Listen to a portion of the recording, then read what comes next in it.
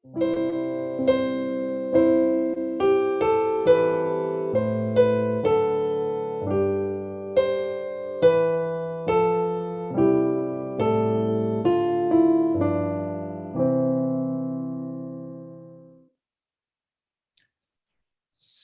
malam Bapak Ibu, saudara sekalian. Kita bertemu kembali di dalam renungan malam di awal dari minggu ini.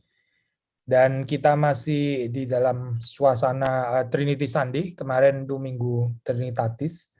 So hari ini kita akan merenungkan satu bagian yang ada kaitannya dengan perenungan Allah Tritunggal. Kali ini diambil dari Kitab Bilangan, ya.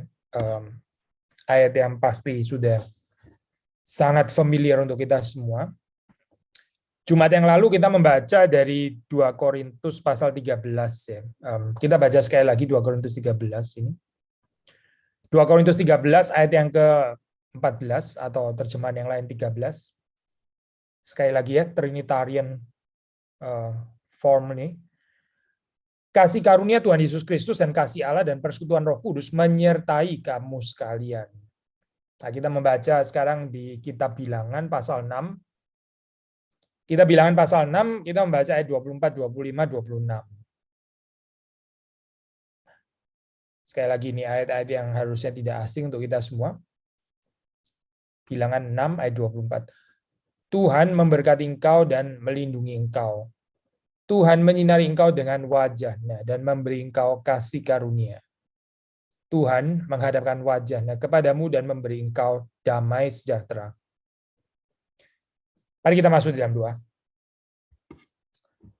Tuhan berkati untuk perenungan pada malam hari ini. Engkau menolong kami untuk sekali lagi boleh menerima berkat Tuhan. Dan ketika kami merenungkan tentang Engkau, kami bukan merenungkan tentang satu objek yang kosong, yang impersonal, tapi kami berhadapan dengan 3 pribadi Tritunggal, dan kami berdoa supaya seperti ayat-ayat yang kami baca ini, kami boleh dibuka hati dan pikiran kami untuk mengerti berkat yang dari Tuhan, memberi diri kami diberkati oleh Tuhan.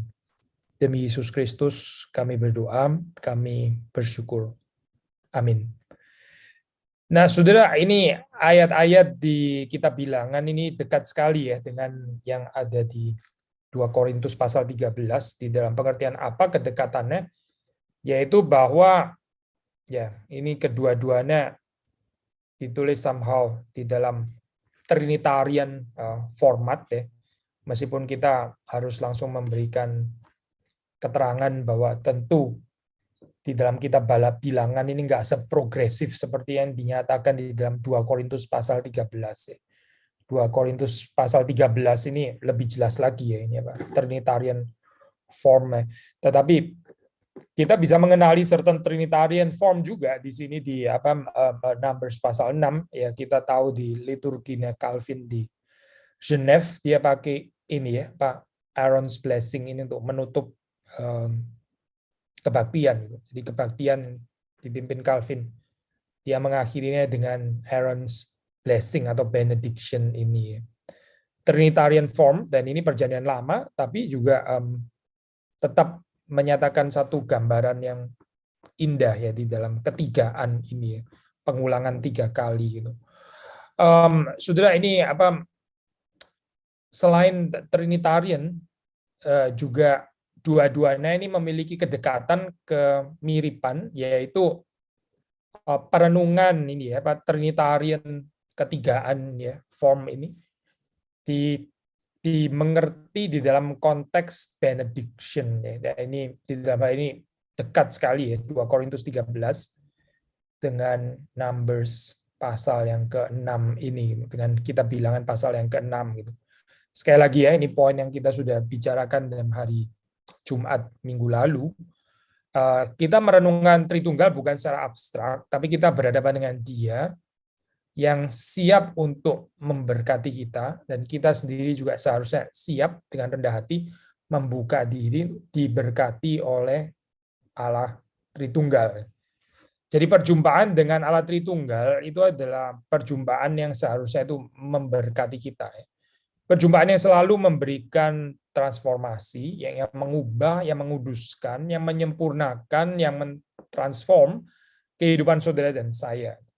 Ini bukan perenungan yang abstrak, bukan perenungan skolastik, ya, bukan perenungan semata-mata intelektual, tapi perjumpaan yang memberkati kehidupan saudara dan saya. Nah, saudara, kalau kita melihat ini ya, Pak, form ini, formnya itu di dalam bentuk poetik ya sebetulnya gitu. Dan ya, menurut commentary ini adalah salah satu dari oldest poems ya, poems yang paling tua ya di kitab suci gitu. Kalau di dalam bahasa aslinya, bahasa Ibrani ya, itu jumlah silabelnya itu ini ya, terus bertambah gitu. Dari 12, terus kemudian yang kedua itu 14 ya. Dan yang terakhir yang ketiga itu 16. Jadi ada progression di sini. Demikian juga kalau dihitung secara konsonans di dalam bahasa Ibrani itu juga ada peningkatan dari 15 ke 20 ke 25 ya. Kita bukan sedang main mistik angka ya, bukan itu poinnya. Tapi ini seperti kayak berkat yang ada crescendo gitu ya. Ini apa? Kelimpahan ya. Kerinduan Allah untuk memberkati umat. Nah, itu sesuatu yang sifatnya itu overflowing ya. Sesuatu yang sifatnya itu apa? Mengalir ya. Mengalir keluar gitu. Seperti apa ini ya? Bukan sesuatu yang ditahan gitu, tapi sesuatu yang sungguh-sungguh overflowing dari diri Tuhan itu. Maka ada klimaks ya. Ini makin lama makin deras ya, makin lama makin makin panjang gitu. Ya, ada pengulangan nama Tuhan di sini ya. Nama Tuhan ini diulang 3 kali, and therefore kita bilang ini bisa dikaitkan juga dengan Trinitarian form.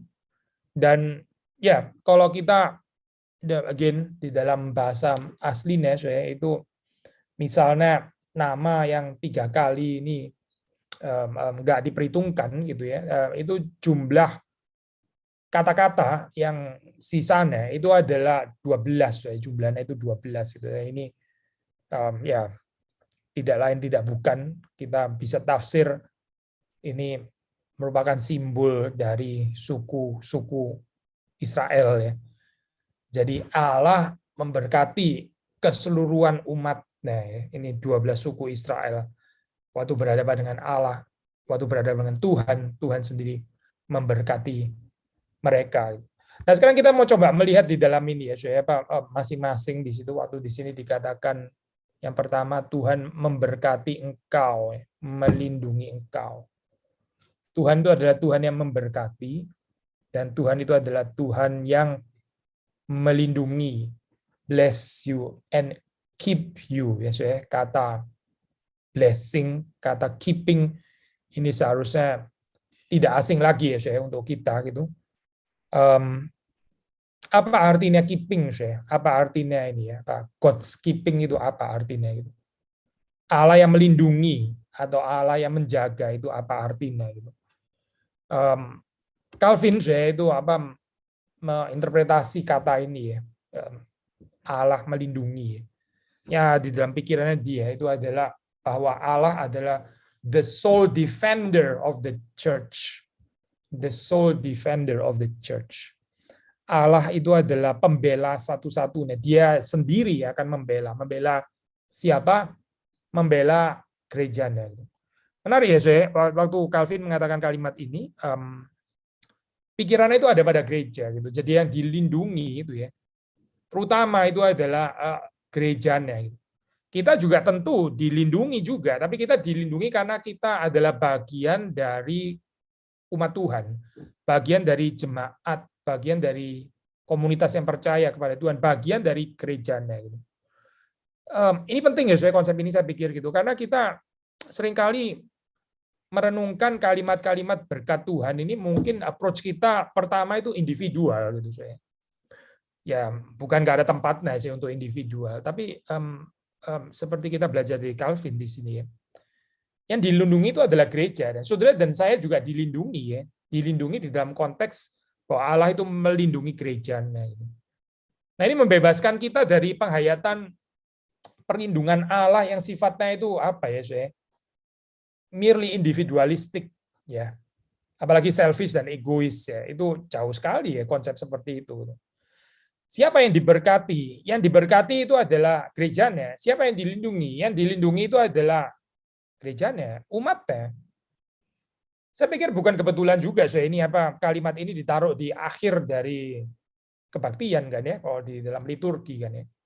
Jadi ini kan Tuhan memberkati engkau. Engkaunya di sini ya ini bicara tentang umat Tuhan gitu. Bukan Tuhan memberkati setiap engkau pribadi lepas pribadi gitu ya. Mungkin bukan itu kali soalnya penekanannya gitu. Tapi kita sering waktu kita merenungkan berkat Tuhan kan kita menghayatinya itu secara so individual gitu ya. Yang penting saya diberkati. Pokoknya saya lah. Saya dan keluarga saya diberkati gitu. Yang lain ya nggak tahu lah, mereka minta berkat sendiri gitu kan ya. Ya silakan doa sendiri dong sama Tuhan gitu. Tapi yang penting saya waktu berdoa saya minta saya yang diberkati, keluarga saya yang diberkati gitu kan ya. Tapi Calvin mengingatkan kita ya bahwa penghayatan ini Tuhan memberkati engkau dan melindungi engkau. Ini dihayati bagi umat Tuhan ya. Well, saudara, ini apa konteks aslinya pun juga memang bicara tentang umat Allah, saudara. Ini bukan bicara tentang setiap engkau gitu ya, bukan. Tapi Tuhan memberkati engkau, di sini disebut engkau ini siapa? Ya Israel maksudnya. Ini kan ucapan berkat dari Imam ya Harun ya. Kepada siapa? Ya kepada seluruh umat Tuhan gitu, bukan setiap pribadi itu apa. Ya, sekali lagi ya, bukan berarti kita mau menolak menyingkirkan sama sekali aspek personal di dalam menerima berkat Tuhan. Tentu berkat Tuhan juga bisa dihayati secara personal, tapi jangan lupa aspek ini loh, saya aspek yang diberkati dan dilindungi itu terutama adalah gereja Tuhan, umat Tuhan itu. Kalaupun kita diberkati secara individuali sekalipun ya, itu di dalam konteks di dalam kaitannya dengan gereja Tuhan gitu. Bukan di dalam konteks your and my personal desire gitu misalnya saya. Apa yang kita pingin gitu ya, apa yang saudara dan saya pingin gitu terus kemudian Tuhan memberkatinya gitu ya. Setiap orang gitu misalnya ya, rada narsisistik enggak sih saudara penghayatan kayak begini ya. Berkat Tuhan dan saya gitu ya. Berkat Tuhan dan saya. Padahal sebetulnya dimengerti di sini sebetulnya adalah berkat Tuhan dan perlindungan umatnya. Umatnya. Yang mana saudara dan saya adalah bagian dari umat Tuhan itu. Jadi ini bicara big picture ya, ini big picture gambarannya ya, luas gitu. Bukan saudara atau saya gitu ya, atau dia gitu. Tapi ini bicara tentang umat Tuhan. Ya, kalau sudah membaca di dalam konteks 1 Petrus pasal 1 ya, itu juga ini ya ada spektrum yang lain lagi. Ini coba menafsir berdasarkan ini ya, perjanjian baru gitu kan ada kemiripan. Di sini kalau sudah membaca dalam 1 Petrus 1 saya membaca dari ayat 4 dan 5 ya, saya. Atau enggak selesai sih kalau ini dari ayat 3 lah, agak panjang sedikit tapi enggak apa-apa. Terpujilah Allah dan Bapa Tuhan kita Yesus Kristus yang karena rahmat-Nya yang besar telah melahirkan kita kembali oleh kebangkitan Yesus Kristus dari antara orang mati kepada suatu hidup yang penuh pengharapan. Untuk menerima suatu bagian yang tidak dapat binasa, yang tidak dapat cemar, dan yang tidak dapat layu, yang tersimpan di sorga bagi kamu. Yaitu kamu yang dipelihara dalam kekuatan Allah karena imanmu. Sementara kamu menantikan keselamatan yang telah tersedia untuk dinyatakan pada zaman akhir. Yaitu kamu yang dipelihara, ya, yaitu kamu yang dipelihara, kamu yang di-kept, kamu yang dilindungi. Ya, ini kan 24 kan Tuhan memberkati engkau dan melindungi engkau. Ya. Di sini Petrus mengatakan kamu yang dipelihara atau yang dilindungi. Ya. Istilah yang sama. Dilindungi dari apa? So ini kok apa? Spektrumnya apa? Ini spektrum artinya apa? Ya kita berarti di dalam ini, saya dunia yang melayang lenyap ya. Yang menuju kebinasaan, yang cemar, ya ayat yang keempat itu saya, yang dapat layu, ya, yaitu ya, yang binasa, cemar, dapat layu. Di dalam fallen world ini saya, di dalam dunia yang sudah jatuh ini, terus-menerus terjadi perubahan, dan perubahannya itu ke arah yang ya buruk saya, ke arah kebinasaan, layu, ya. Mortal ya, ini bukan yang kekal ya. Lalu waktu dikatakan di sini tentang God's keeping ya, Allah yang melindungi, Allah yang menjaga kita, ya. Allah yang memelihara kita. Itu memelihara kita dari apa? Ya ini saya dari gerakan decay itu, gitu. Dari gerakan layu itu, dari gerakan menuju kepada kecemaran itu. Dunia kita tuh nggak bisa ditahan, saya menuju ke sana. Gitu. Tetapi kita bersyukur karena kita mendapatkan Allah yang memberkati kita dan melindungi kita. Melindungi kita dari kebinasaan, kecemaran, kelayuan. Ya. Gerakan menuju ke sana. Gitu. Itu artinya kalau kita membaca dari perspektif Petrus. Ya. Surat Petrus yang pertama. Yang kedua, Tuhan menyinari engkau dengan wajah-Nya dan memberi engkau kasih karunia. Tuhan menyinari engkau dengan wajah-Nya. Again, kalau boleh kutip Calvin di sini ya, dia mengatakan, saya sudah pernah bahas ini di dalam seri liturgi ya. Calvin mengerti ini ya, make his face shine on you ya. Itu dia mengomentari, nothing is more desirable for the consummation of our happiness than that we should behold the serene countenance of God, as it is said in Psalm 4 verse 6. Jadi bagi Calvin artinya ini ya, arti dari kalimat Tuhan menyinari engkau dengan wajah-Nya. Itu Calvin mengertinya ya, ini mengajarkan kepada kita ya, bahwa di dalam hidup ini nggak ada yang seharusnya kita lebih dambakan daripada apa ya, maksudnya yang kita dambakan untuk ini kebahagiaan kita ya, yang paling puncak gitu ya. Seharusnya nggak ada yang lebih kita dambakan dari apa daripada ya kita boleh melihat, memandang wajah Allah. Sekali lagi ya, kebahagiaan tertinggi itu adalah memandang wajah Allah. Saya kira ini bukan sesuatu yang distinctively hanya dibicarakan oleh Calvin gitu, tapi ini sejarahnya panjang. Saudara membaca di dalam ini medieval spirituality dan sebagainya itu. Visio Dei ya, itu pemandangan akan Allah ya, the beatific vision, pandangan yang bahagia itu eskatologis memang ya, nanti ya waktu kita dipanggil kembali oleh Tuhan kita akan memandang wajahnya dengan sempurna ya. Melihat wajah dengan wajah ya, face to face ya, seperti katanya Paulus itu eskatologis ya, tapi keindahannya adalah kita sudah bisa mengalaminya ya di sini dan sekarang, despite pengalaman ini belum sempurna ya. Cicipan ya, foretaste itu. Dan itu kebahagiaan ya. Kalau di dalam kehidupan kita ya, kita ini terus mengejar wajah Allah.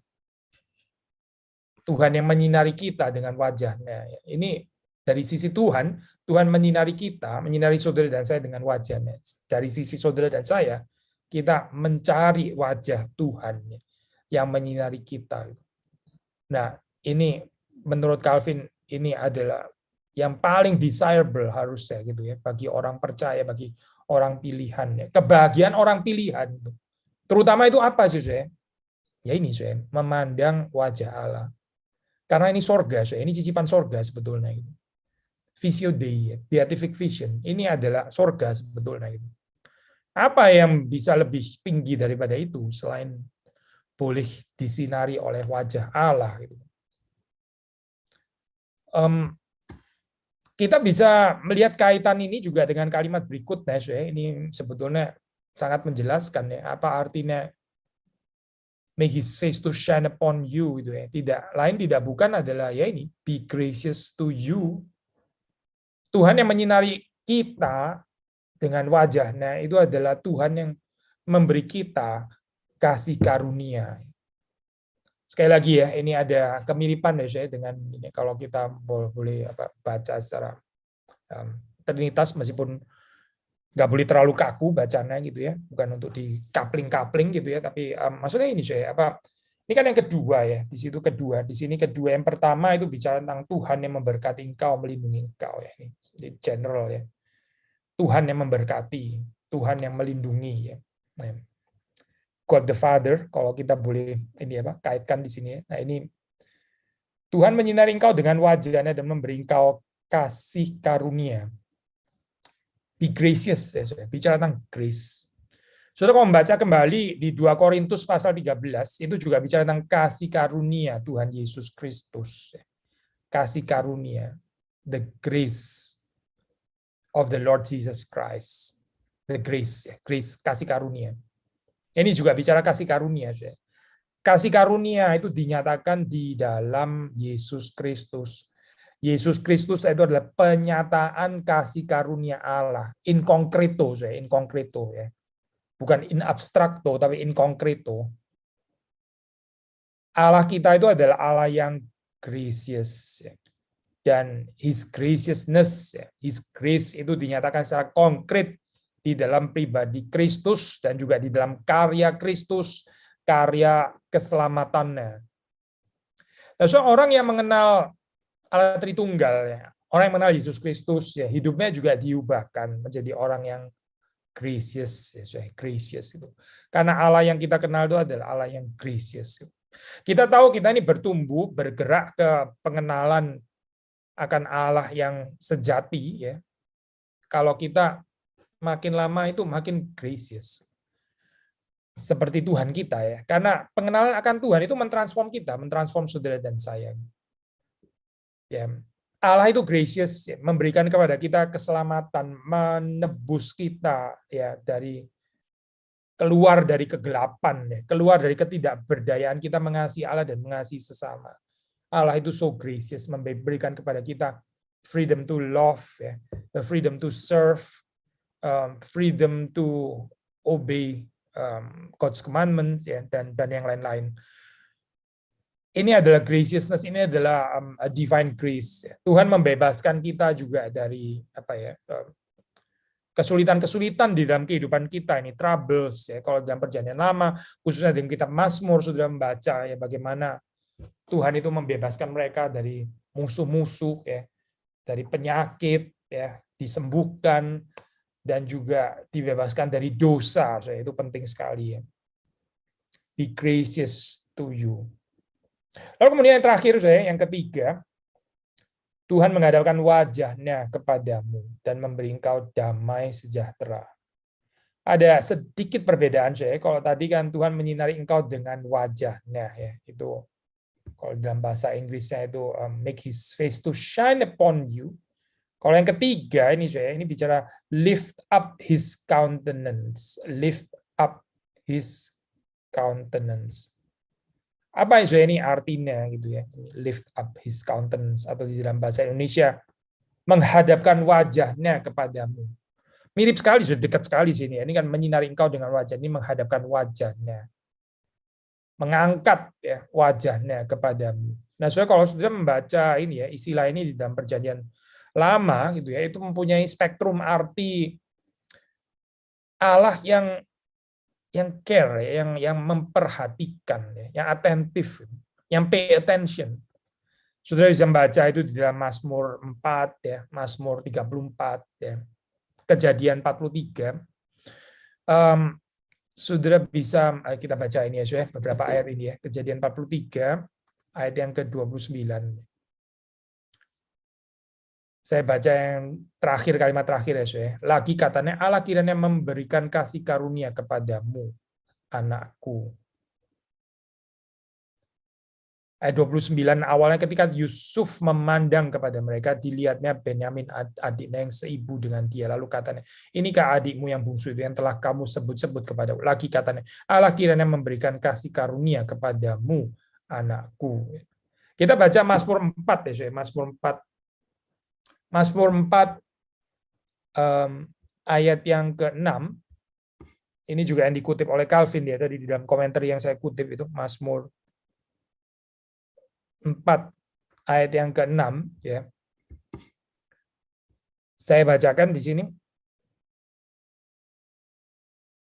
Banyak orang berkata, siapa yang akan memperlihatkan yang baik kepada kita? Biarlah cahaya wajah-Mu menyinari kami, ya Tuhan. Ya. Saudara bisa melihat di dalam ayat yang ke-6 ini ya, Mazmur 4. Apa itu cahaya wajah Tuhan yang menyinari? Artinya ya ini memperlihatkan yang baik kepada kita. Tuhan tuh care so much ya. Dia memberikan peace, memberikan shalom ya di dalam kehidupan saudara dan saya. Dan by shalom ini ya, shalom damai sejahtera, ini apa artinya? Artinya itu bukan hanya sekedar ketenangan, nggak ada perang gitu ya, nggak ada konflik, yaitu penjelasan-penjelasan negatif itu ya, tanpa perang, tanpa konflik gitu ya. Tapi lebih daripada itu saya artinya, peace itu ini apa ya, urusan relasi gitu, relasi, rekonsiliasi ya, termasuk gitu, dengan Allah ya, dengan sesama ya, dengan diri sendiri, dengan ciptaan ya, ada rekonsiliasi gitu.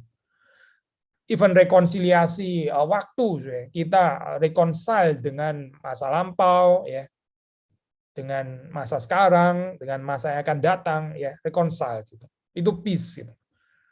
Peace itu juga berarti, kalau di dalam perjanjian lama, ini apa? Well-being, kesejahteraan, ya, kesejahteraan orang yang percaya kepadanya, umat yang percaya kepada Tuhan. Itu Tuhan sendiri yang menjaga dan mengaruniakan. Termasuk juga kesehatan, ya. Kesehatan yang diberikan kepada umatnya. Kesehatan itu sendiri bukan goal berhenti pada, bukan saya dengan kesehatan yang ada ya. Kita bisa beribadah kepada Tuhan, kita bisa melayani sesama ya. Kesehatan itu satu kondisi yang diberikan untuk bisa memberkati gitu. Jadi bukan pengejaran kesehatannya sendiri. So. Kalau kesehatannya sendiri ya, setelah kesehatan lalu terus dipakai untuk mengumbar hawa nafsu gitu misalnya. Yang itu apa ya gitu kesehatan gitu. Kesehatan itu bukan an end in itself, ya bukan. Ini bukan tujuan terakhir, tapi sesuatu yang diberikan Tuhan sehingga kita bisa di dalam bijaksana Tuhan, ya kita bisa lebih beribadah kepada Tuhan. Ya, saudara ingat kalau di dalam perjanjian lama, ya, perjanjian baru bahkan ya, orang kusta itu misalnya nggak bisa beribadah kepada Tuhan. Mana bisa mereka beribadah? Datang ke tempel gitu, nggak boleh mereka. Jangankan ke tempel, ketemu dengan komunitas orang yang sehat aja nggak boleh, mereka dianggap najis gitu. Jadi mereka ini cut off ya dari society, gitu, terputus, ya, terasingkan. Mereka nggak bisa beribadah, pasti mereka nggak bisa datang ke tempel, mereka nggak bisa menghampiri Tuhan. Tuhan mentahirkan ya, menyembuhkan ya, bukan terus kemudian menikmati sendiri gitu apa ketahirannya gitu ya. Sekarang lebih baik, dulu sakit sekarang sembuh gitu. Tapi dengan sembuh lalu apa? Gitu. Beribadah kepada Tuhan ya. Bisa berkarya, bersekutu kembali, ya, hidup di tengah-tengah society, dan bukan lagi sebagai outcast ya, of the society. So kesehatan dan juga kita mesti bilang ini ya apa prosperity, prosperity. Saya harap saudara nggak salah tafsir dalam pengertian loh kok jadi teologi sukses, teologi kemakmuran ya bukan saya bukan gitu. Ini ya baca saja di dalam Mazmur 1 ya. Coba kita baca ini Mazmur 1.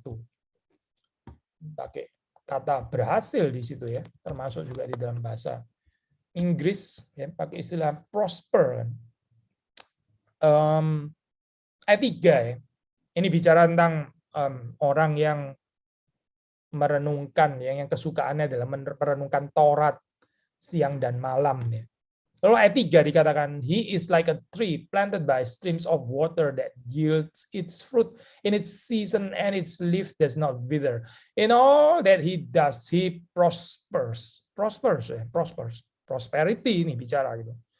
Tapi tentu kita mesti mengertian di dalam pengertian Alkitabiah ya, waktu bicara prosperity ini apa maksudnya gitu. Ya, sudah bisa baca di ini bagian itu sendiri ya. Alkitab mengatakan menghasilkan buah pada musimnya. Tidak layu daunnya. Ya.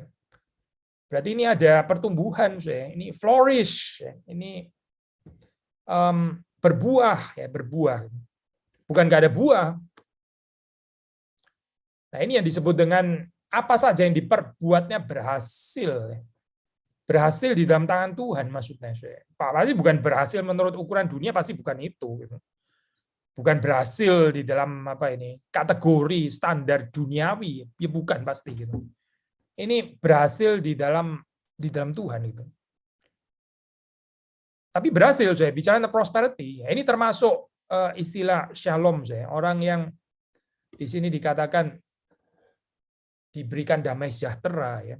Orang yang menerima damai sejahtera dari Tuhan itu termasuk adalah orang yang ya kita bisa mengaitkan dengan prosper ini tadi gitu. Di dalam konteks seperti Mazmur 1 ya.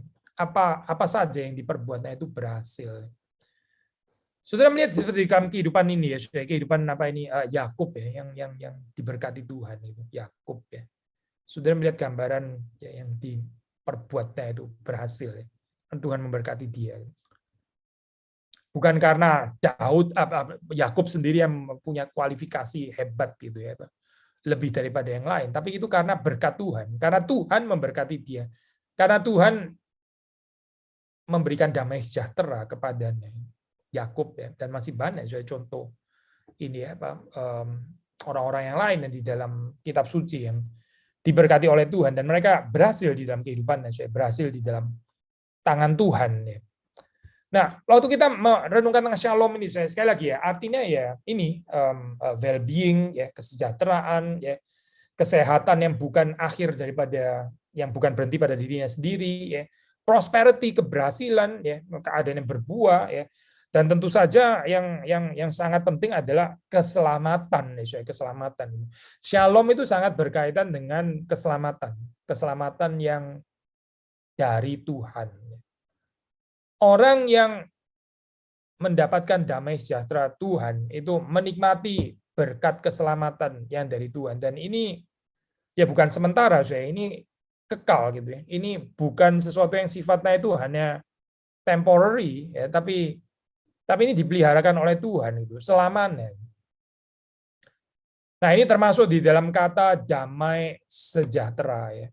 Dan kalau ya terakhir mungkin kita boleh mengaitkan ini ya dengan pribadi ketiga, meskipun bukan di dalam pengertian kaku sampai mesti eksklud pribadi pertama dan kedua, bukan itu maksudnya saya, bukan, tapi dalam pengertian kekhususan ya di sini ya, bukankah juga memang kita membaca di dalam perjanjian baru ya, damai sejahtera itu disebut ya waktu Paulus membicarakan tentang buah roh ya.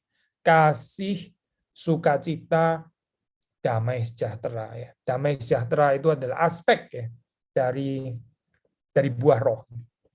Roh Kudus lah yang memberikan damai sejahtera ya. Ini bukan sesuatu yang kita usahakan ya, ini bukan produksinya kita, bukan saya. Ini bukan saudara dan saya yang mengusahakannya ya bagaimana untuk membeli damai sejahtera.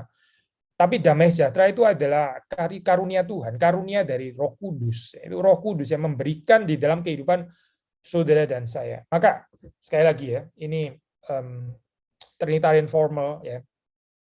Tuhan memberkati kita, melindungi kita ya. Tuhan menyinari kita dengan wajah-Nya, memberi kita kasih karunia, dan yang terakhir Tuhan menghadapkan wajah-Nya kepada kita dan memberi kita damai sejahtera. Ini saudara bisa kaitkan juga dengan pribadi Tritunggal ya, ketiga pribadi Tritunggal yang siap memberkati saudara dan saya. Kiranya hidup kita berada di dalam berkat dan perlindungan Tuhan. Selamat malam dan Tuhan memberkati saudara-saudari sekalian. Mari kita masuk dalam doa. Tuhan, kami bersyukur untuk kelimpahan berkat Tuhan. Ada pada Tuhan yang siap dicurahkan bagi kami. Dan ampuni kami ketika kami di dalam dunia ini kami lebih suka mengejar yang lain dan bukan perkenanan Tuhan. Bukan mencari wajah Tuhan, tapi kami mencari kesenangan-kesenangan duniawi. Kami berdoa supaya Tuhan yang nolong kami untuk diberikan kerinduan yang dalam, desire yang kuat untuk mengejar Tuhan, untuk rindu memandang wajah Tuhan, dan itu boleh semakin kuat di dalam kehidupan kami ketika Engkau terus menarik kami, sampai kami berjumpa dengan Engkau dan melihat Engkau muka dengan muka.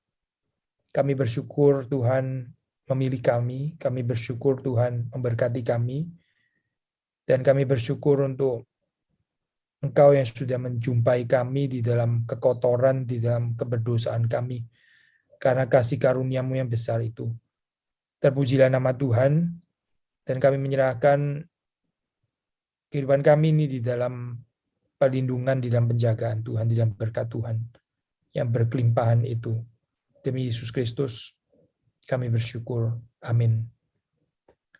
Selamat malam, saudara. Silakan untuk pengurus kalau ada tayangan ini pengumuman.